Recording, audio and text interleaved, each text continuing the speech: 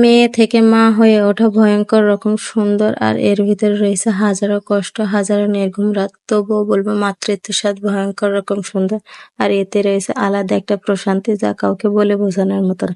আসসালামু আলাইকুম এভরিওয়ান, সকলে কেমন আছেন? আশা করি সকলে ভালো আছেন। আলহামদুলিল্লাহ, আপনাদের দোয়া এবং ভালোবাসা এবং আল্লাহর রহমতে আমি অনেক ভালো আছি।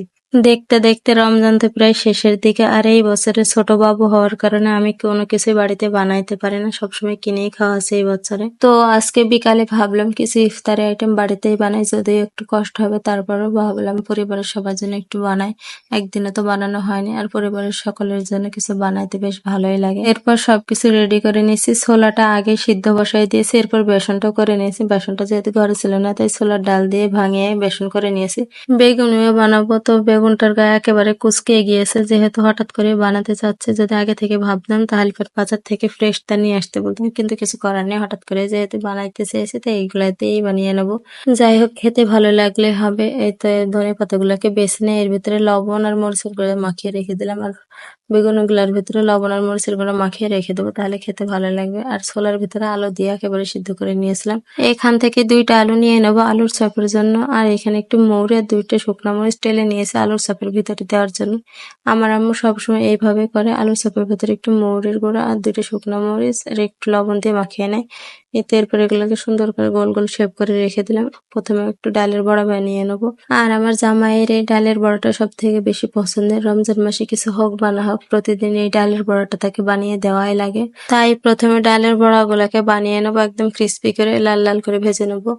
আর আমার বাবুর কারণে আমি এসব একেবারেই করতে পারি না, কিন্তু আমার এসব বানাইতে খুব ভালো লাগে। এই বছরে একেবারেই করতে পারছি না, আসলে বাবু অনেক বেশি অসুস্থ থাকে, আর এখন আবহাওয়া চেঞ্জ হচ্ছে, এর কারণে বাবুদের ঠান্ডা একটু বেশি লাগছে। এখন বড়দেরই সমস্যা হচ্ছে, ছোট বাবুদের তো হবে, এটাই স্বাভাবিক, তবুও একটু সাবধানে রাখা উচিত। এরপরে আলুর চপগুলোকেও ভেজে নিচ্ছি, সাথে বেগুনিও ভেজে নেবো। আসলে এখানে একটু ফাঁকা ছিল, আর আমার একটু আঁকাবাকি করতে হবে। একটা ছোট বাবু থাকলে পরে আপনারা হয়তো জানেন যে অত সময় নিয়ে পরিপাটি করে কোনো কাজই করা যায় না।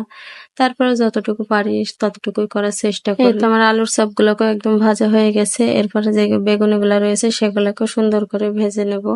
আসলে বেগুনি খেতে আমার অনেক বেশি ভালো লাগে, কিন্তু অ্যালার্জির কারণে বেশি একটা খেতে পারি না। আমার মতো এরকম প্রবলেম কার কার আছে একটু বলবেন।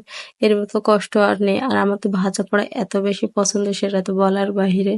আমার প্রচুর পরিমাণে গ্যাস, তারপরে ভাজা পোড়া খেতে আমার কেন জানি খুব বেশি ভালো লাগে।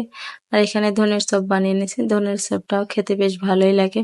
লাস্টে ধনের চপটা ভাজতে গিয়ে আমার গায়ে তেল ছিটকিয়ে পড়েছে, যেহেতু একটু জোরে উল্টাইতে গিয়েছে। আর রান্না করতে গেলে হাত পা একটু পুড়বে, এটাই স্বাভাবিক। এরপরে ছোলাটাও বানিয়ে নেবো, এর জন্য প্রথমে একটু মৌরি দিয়ে দিলাম, তারপর রসুন বাটা, আদা বাটা, জিরা, লবণ, হলুদের গুঁড়া, মরিচের গুঁড়া, ধনিয়ার গুঁড়া, একটু কাঁচামরিচ সবকিছু দিয়ে মশলাটাকে আগে সুন্দর করে কষিয়ে নেবো। মশলা কষানো হয়ে গেলে সিদ্ধ করে রাখা আলু আর ছোলাগুলাকে দিয়ে একটু নেড়েচেড়ে সামান্য একটু পানি দিয়ে রান্না করে নেবো। আজকের ভিডিওটি আর লম্বা করছি না, সে পর্যন্ত সবাই ভালো থাকবেন, সুস্থ থাকবেন। আল্লাহ হাফেজ।